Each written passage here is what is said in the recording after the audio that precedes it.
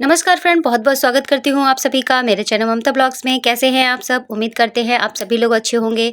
Blog की शुरुआत हो रही है मेरी सुबह 10:30 बजे से और यहाँ पर लगी हुई हूँ मैं। अपने शॉप का जो भी सामान है ना वो फैला हुआ है, तो आप देख ही रहे होंगे काफ़ी टाइम से मेरी शॉप में सामान इसी तरह से फैला हुआ है। धागे वगैरह में लेके आई थी तो बॉक्सेस में नहीं लगा पाई थी, तो आज मैं वही काम करने वाली हूँ। और आज की वीडियो में हम सीखेंगे कि अस्तर वाले जो हमारे पैडेड ब्लाउज होते हैं या फिर हमारे ब्राइडल ब्लाउज होते हैं, लहंगे के ब्लाउज होते हैं, उसकी कटिंग हम 10 से 12 मिनट में हम किस तरह से कर सकते हैं। तो आज की वीडियो आपके लिए बहुत यूजफुल होने वाली है। वीडियो को पूरा देखिएगा, पसंद आए तो लाइक कीजिएगा, शेयर कीजिएगा और चैनल को सब्सक्राइब नहीं किया है तो प्लीज चैनल को सब्सक्राइब कीजिएगा। विद प्रूफ आपको दिखाऊंगी कि मैं कितने मिनट में ब्लाउज की कटिंग कर पाती हूँ और किन किन बातों का ध्यान रखती हूँ। और आपको भी अगर अपने काम में स्पीड बढ़ानी है और कम टाइम में अगर आपको ज्यादा सिलाई करनी है तो आप कैसे उस काम को कर सकते हैं और किन बातों को आप फॉलो करेंगे जिससे कि आपके काम में स्पीड आ जाएगी। तो यहाँ पर सबसे पहले जो भी मेरे धागे वगैरह हैं उनको मैं बॉक्सेस में लगा दे रही हूँ। बहुत सारे डिब्बे ऐसे रखे हुए हैं कि जब भी एक कस्टमर कोई रील लेने आते हैं ना, मुझे सारे ही डिब्बे निकाल के देखने पड़ते हैं। तो यहाँ पर मेरा जो टाइम होता है ना वो वेस्ट हो जाता है। जो आप यहाँ पर बैग देख रहे हैं इसको मैंने बनाया है पुरानी साड़ियों की लेसेस से और यहाँ पर इसको मैंने फॉर्म शीट के साथ में। इसका जो वीडियो है आपको मेरे दूसरे चैनल पर मिलेगा। अगर आपको ये बैग पसंद आ रहा है तो प्लीज़ कमेंट करके ज़रूर बताना। और आप सिलाई से बची हुई कतरन का क्या करते हैं, क्या रीयूज़ करते हैं? मैं तो इसी तरह के रीयूज़ बनाती रहती हूँ और आप लोगों के साथ में शेयर करती रहती हूँ। बहुत सारा सामान ऐसा पड़ा है मेरे शॉप में और मुझे बिल्कुल भी टाइम नहीं हो पा रहा था क्योंकि सिलाई से ही टाइम नहीं मिल पा रहा था। तो आज सबसे पहले मैं यही सारा सब सेट करूँगी और जो भी फालतू सामान है उसको हटाऊँगी, रील वगैरह को लगाऊँगी। लेसेस वगैरह भी फैली पड़ी हुई हैं, एक सामान निकालना पड़ता है तो 4 सामान को हटाना पड़ता है। तो ऐसा ही हो जाता है। अब एक टाइम पे हम किन किन चीज़ों का ध्यान रखेंगे, तो आज सबसे पहले हम इसी काम को करते हैं। और बीच बीच में हमें एक दिन ऐसा होना चाहिए, 1 घंटे का टाइम हमें ऐसे निकालना चाहिए कि जो भी हमारे सिलाई का सामान है उसको हम अरेंज करके रख पाएँ। क्योंकि अरेंज करने में जितना टाइम हमारा लगता है ना, उससे कहीं ज़्यादा सामान को हमें ढूंढने में लग जाता है। तो अगर आप भी अपने टाइम को बचाना चाहते हो और आप कम टाइम में अपने काम में फिनिशिंग लेके आना चाहते हैं, स्पीड लेके आना चाहते हैं, तो इन टिप्स को आपको फॉलो ज़रूर करना है।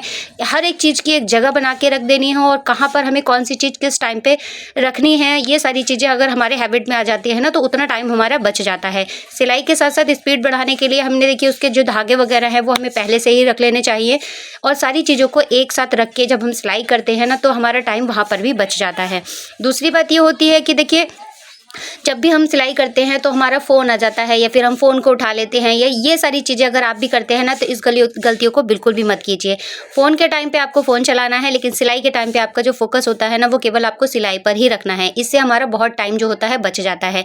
मैं तो इन सारी टिप्स को फॉलो करती हूँ और कभी ना कभी जब मुझे जल्दी होती है या फिर सिलाई का काम इतना सारा ज़्यादा हो जाता है तो जो ऐसा आप देख रहे हैं ना कि सिलाई के धागे वगैरह भी रखे हुए हैं, क्योंकि ये काम है शॉप का। सिलाई के टाइम पे मैं केवल सिलाई पे ध्यान रखती हूँ, इसलिए मेरा सामान जो है ना इस तरह से रह जाता है। और मुझे लगता है कि जितने भी सिलाई करने वाले हैं ना उनके साथ भी ऐसा होता होगा, क्योंकि मैं तो मैनेज करती हूँ, लेकिन मैनेज के साथ साथ जब फोकस सिलाई पे होता है हमारा, हमें पता है कि हमें ब्लाउज 15 मिनट में, 20 मिनट में, 25 मिनट में बना के देना होता है ना, तो फिर हम ये नहीं सोचते हैं कि सामान हमारा कहाँ है।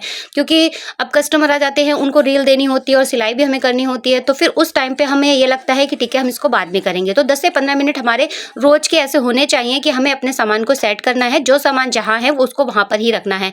लेकिन पिछले 3 से 4 दिन से मैं सामान को बिल्कुल भी सेट नहीं करके रख पा रही थी। जितने भी रील के डिब्बे थे उनको मैंने यहाँ पर छोटे डिब्बे को खाली करके बड़े वाले बॉक्स में रख दिया है और एक बॉक्स में हमारी 100 रील होती हैं। तो देख सकते हैं आप जितने भी यहाँ पर डिब्बे हैं, 9 डिब्बे मेरे यहाँ पर लगे हुए हैं, सारे के सारे फिल हो चुके हैं। ये खाली जो डिब्बे हो चुके हैं इनको मैं रखूंगी, इनका करने वाली हूँ रीयूज। रीयूज़ करने के लिए मैं इसी तरह के बॉक्सेस का यूज़ करती हूँ। शॉप है तो शॉप में बहुत सारे बॉक्सेस ऐसे रहते ही हैं जिनको मैं कभी भी वेस्ट समझ के फेंकती नहीं हूँ। घर में इतना सारा सामान होता है, उसको ऑर्गेनाइज करने की ज़रूरत होती है और फिर हमें मार्केट से लेके आने होते हैं। तो मार्केट से लाने से अच्छा है कि हम उनको घर पे ही इसी तरह से रीयूज़ करें और फिर उसका कुछ DIY बनाए, स्टोरेज रखने के लिए, सामान रखने के लिए और ऑर्गेनाइज करने के लिए। तो सारे डिब्बों को मैं यहाँ पर रख दे रही हूँ। अब मुझे बार बार से ना एक एक डिब्बा निकाल के सारा नहीं देखना पड़ेगा। और बॉक्स जो रखे हुए हैं आप देख सकते हैं, 9 डिब्बे इधर साइड में रखे हुए हैं, 2 डिब्बे मेरे एक्स्ट्रा रखे हुए हैं, वो मैं ब्लैक एंड व्हाइट का लेके आती हूँ।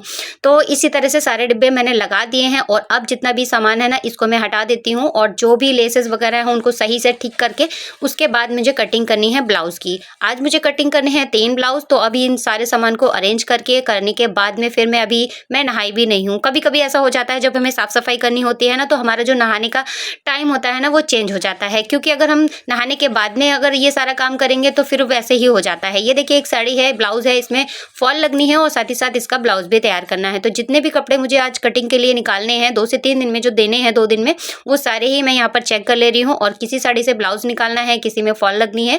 ये देखिए जिमी चू की साड़ी है, बहुत ही प्यारा इसका कलर है, बहुत ही प्यारा इसका डिजाइन है और यहाँ के इसके बॉर्डर पे कट वर्क है, तो इसमें भी मुझे फॉल लगानी है, साथ ही साथ इसका ब्लाउज निकाल लेना है। तो आप देख सकते हैं हैवी वर्क साड़ी है और इसका हमें ब्लाउज तैयार करना है और एक ब्लाउज और है लहंगे का, वो भी मुझे तैयार करना है। तो आज की वीडियो में मैं आपको लहंगा ब्लाउज की कटिंग करना बताऊंगी। इससे पहले मैं इस साड़ी में से ब्लाउज को निकाल ले रही हूँ। और जब भी हमें साड़ी में से ब्लाउज निकालना होता है ना, और आपको पता नहीं है कि हमें कितना ब्लाउज निकालना है, तो सबसे इजी तरीका मैं आपको बता रही हूँ कि देखिए आर्म होल आप चेक कर लीजिए। जितना आपका आर्म होल होगा ना, उसका आपको 4th पार्ट ले लेना है, उसमें 1 इंची प्लस करते हुए। तो यहाँ का जो आर्म होल है वो 16 है, 16 में हम देखिए इसको डबल कर लेंगे, 1 इंची आप इसको प्लस कर सकते हैं। अभी जब प्लस साइज की हमारी कोई भी मेजरमेंट होती है ना, या फिर ब्लाउज होता है, तो हमें दिक्कत होती है, वहां पर हमारा कपड़ा जो होता है कम पड़ जाता है और जॉइंट आ जाता है। तो आप इस मेथड से कपड़े को निकाल सकते हैं। और अगर कोई स्मॉल साइज है ना, तब भी आप इस तरह से निकाल सकते हैं। तो आपका ब्लाउज का जो कपड़ा है वो कम लगेगा और साड़ी हमारी ज्यादा रहेगी। तो इस तरह से हमारी साड़ी का जो कपड़ा है ना, वो उसमें बढ़ जाएगा और हमारा कपड़ा वेस्ट नहीं जाएगा। सारी साफ सफाई मैंने कर दी है, जो भी साड़ियाँ वगैरह थी हमारी कटिंग करने के बाद में, वो लगा के मैंने हैंगर में यहाँ पर टांग दी है। और अब मैं फटाफट से नहा के आती हूँ। और देखिए नहा के मैं आ चुकी हूँ और अब मुझे इस ब्लाउज की कटिंग करनी थी। पहले मैं सोच रही थी कि इसी ब्लाउज की कटिंग करेंगे, लेकिन इसमें हम अभी कटिंग नहीं करेंगे, ये मुझे अभी 2 दिन के बाद में देना है। और ये जो ब्लाउज है ना, ब्राइडल ब्लाउज लहंगे का, इसकी कटिंग करेंगे। तो देखिए मैं फ्रंट और बैक से आपको दिखा देती हूँ। इसमें दोनों में ही वर्क दे रखा है, स्लिप पे हमारे इसमें बॉर्डर है, साथ ही साथ हमें इसमें लगानी है लटकन वाली लेस। तो चलते हैं हम इसकी कटिंग करने और विद प्रूफ आपको दिखाऊंगे टाइमर ऑन करके कि हम इसकी कटिंग जो है कितने मिनट में कर पाते हैं।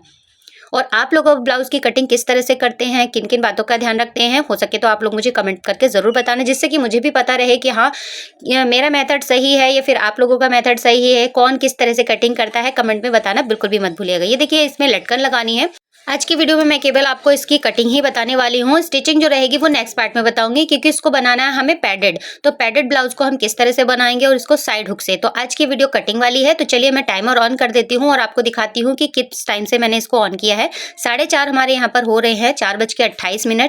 टाइमर को ऑन करते हैं और फिर मैंने इसकी कटिंग करनी है। तो कटिंग जो करेंगे ना, वो हम यहाँ पर करेंगे मेन फैब्रिक पे, पहले अस्तर पे कटिंग नहीं करेंगे, क्योंकि हमारे यहाँ पर वर्क वाला है। तो देखिए टाइमर हमारा ऑन हो चुका है और डायरी में मैंने इसकी जो मेजरमेंट है वो नोट कर ली है, क्योंकि बॉडी से मेजरमेंट ली है।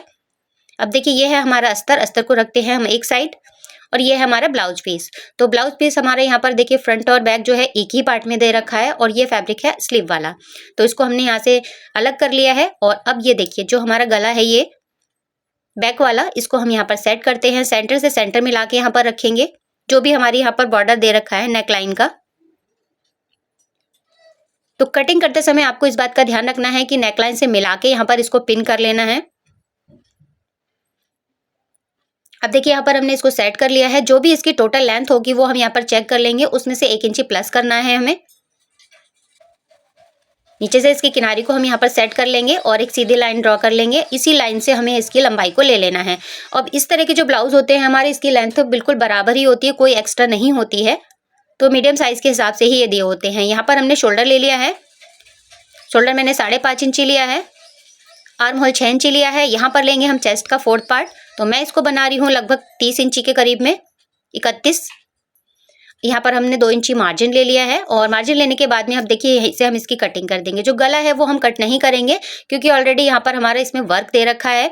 और ये देखिए दोनों जब हमारे एक ही पार्ट में आ जाते हैं ना, फ्रंट और बैक, तो हमारे यहाँ पर हल्का सा इसमें जोड़ आएगा। अब वो मैं आपको दिखाऊंगी कि यहाँ पर क्या दिक्कत आ रही है। अगर आपके साथ भी ये दिक्कत होती है ना, तो आप इसको कैसे ठीक कर सकते हैं, ये फिर मैं आपको बताऊंगी स्टिचिंग वाले पार्ट में। अभी देखिए हमारा बैक पार्ट कट हो चुका है। इसके साथ ही साथ अब हम फ्रंट पार्ट को भी सेम इसी तरह से सेट कर लेंगे पिन लगा के। तो देखिए एक पिन मैंने यहाँ पर गले की साइड से लगा ली है और एक पिन हमने नीचे की साइड से लगा ली है। अब देखिए यहाँ पर आप देखेंगे कि जो हमारा आर्म होल वाला साइड है ना, यहाँ पे हमारा फैब्रिक कम पड़ रहा है, क्योंकि हमने आर्म होल की साइड से इसकी कटिंग कर दी है। स्मॉल साइज में अगर ये होता, इससे भी ज़्यादा स्मॉल, और क्या होगा 28 साइज ही बना सकते हैं, लेकिन यहाँ पर ये 31 है, तो थोड़ा सा मार्जिन में हमारे ये कपड़ा कम पड़ा है। तो आप देखिए ये कुछ इस तरह से आ रहा है। यहाँ पर हमें हल्का सा जॉइंट लगाना पड़ेगा। बैक पार्ट को हमने इसके ऊपर रख दिया है, आर्म होल की साइड से हमने हल्का सा अंदर की साइड में शेप दे दिया है, और इसी पे हमने इसकी कटिंग कर ली है। नीचे की साइड से जो भी कपड़ा हमारा बराबर नहीं है इसको हम कट कर लेंगे। अब देखिए ये जो हमारा बचा है ना, यहाँ पर हमें जॉइंट लगाना पड़ेगा। तो एक छोटा सा टुकड़ा हम यहाँ पर ले लेंगे, सिलाई मार्जिन ऐड करते हुए इसके ऊपर रखेंगे और यहाँ पर हमें जॉइंट लगाना होगा। अब देखिए हमें कटिंग करनी है यहाँ पर स्लीव की। तो स्लीव भी हमारे ये बॉर्डर है, तो सबसे पहले हम यहाँ पर बॉर्डर को निकाल लेंगे। अगर आपका बॉर्डर स्लीव में आ रहा है, पूरा आ रहा है, तो फिर आप इसको नहीं भी निकालिएगा, लेकिन मेरे इसमें थोड़ा सा कम पड़ेगा तो फिर मैं इसको बराबर करके रखूंगी। अभी देखिए स्लीव की मार्किंग मैं यहाँ पर इस तरह से कर ले रही हूँ अर्ज वाली साइड में। टोटल लेंथ स्लीव की रखनी है 7 इंची, तो यहाँ पर 1 इंची प्लस करते हुए हमने इस पर मार्किंग कर ली है। और इस तरह से अगर हम कटिंग करेंगे तो हमारा बॉर्डर यहाँ से कट जाएगा। ये देखिए कुछ इस तरह से। तो पहले मैं यहाँ पर बॉर्डर निकाल ले रही हूँ, क्योंकि स्लीव को मैंने इस साइड से नहीं निकाला है। इस साइड से अगर हम निकालते हैं ना तो स्लीव के हमारे जो धागे होते हैं ना वो निकलते हैं, और कुछ कपड़े ऐसे होते हैं कि इसमें धागे निकलते ही निकलते हैं। तो आपको ऐसे कपड़े का ध्यान रखना है और फिर इसकी कटिंग करनी है। तो यहाँ पर देखिए मैं इसके बॉर्डर को निकाल ले रही हूँ। वीडियो मैंने आपको बहुत अच्छे से समझाने की कोशिश की है, फिर भी अगर आपका कोई सवाल हो या फिर सुझाव हो तो आप मुझे कमेंट करके पूछ सकते हैं। इस ब्लाउज को बनाने वाले हम पैडेड ब्लाउज और साइड हुक से बनाएंगे। अगर आप इसका स्टिचिंग देखना चाहते हैं तो फिर आप मुझे कमेंट करके ज़रूर बताना, और स्टिचिंग मैं कितने टाइम पे करती हूँ ये भी मैं आपको बताऊँगी। और आप लोग कटिंग कैसे करते हैं प्लीज़ कमेंट करके ज़रूर बताना, जिससे कि मुझे पता रहे कि हाँ मेरे कटिंग करने के तरीके में क्या अंतर है और आप लोग कटिंग करते हैं तो किस तरह से करते हैं। तो देखिए सेम हमने इस तरह से इसमें मार्किंग की थी और कपड़े को सेट किया था। इसी तरह से हम इस तरह से सेट कर लेंगे यहाँ पर, और सेट करने के बाद में हमारा जो आर्म होल का साइज़ होगा वो हम यहाँ पर ले लेंगे, और टोटल हमारी जो लेंथ होगी वो ले लेंगे। लेंथ में हम 1 इंची प्लस करेंगे। ये देखिए 3 इंची का हम यहाँ पर डाउन देंगे स्लिप पे। मार्किंग करते हुए हम यहाँ पर इसकी कटिंग कर देंगे। तो पहले हमने मेन फैब्रिक पे कटिंग की है और इसी को रखते हुए हम अस्तर पे कटिंग कर लेंगे। जो भी कपड़ा हमारे यहाँ पर एक्स्ट्रा होगा या धागे वगैरह निकलेंगे उसको हम यहाँ से कट कर देंगे। और अब देखिए यहाँ पर हम अस्तर को इस तरह से डबल में फोल्ड करेंगे अर्ज वाली साइड से, और फ्रंट और बैक इस पे रखते हुए यहाँ पर हम इसकी कटिंग कर लेंगे। इजी तरीके से हमारी कटिंग यहाँ पर हो जाती है। और वर्क वाले जब भी आपके ब्लाउज हो ना तो पहले आप मेन फैब्रिक पे कटिंग कीजिएगा, उसके बाद आप अस्तर पे कटिंग कीजिएगा। तो देखिए हमने यहाँ पर इसको सेट कर लिया है। सेट करने के बाद भी मार्किंग करेंगे और इसी पे हम इसकी कटिंग कर लेंगे।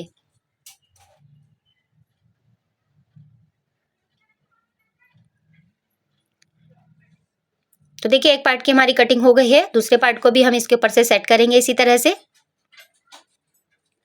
और बैक में देखिए इसका जो कपड़ा एक्स्ट्रा था वो मैंने कट नहीं किया है, अभी इस तरह से हम यहाँ रख लेंगे। साइड से मार्किंग करते हुए इसकी भी हमारी यहाँ पर कटिंग हो जाती है। और जो अस्तर का कपड़ा हमारा बचा हुआ है उस पर भी हम इसी तरह से कटिंग कर लेंगे इसकी।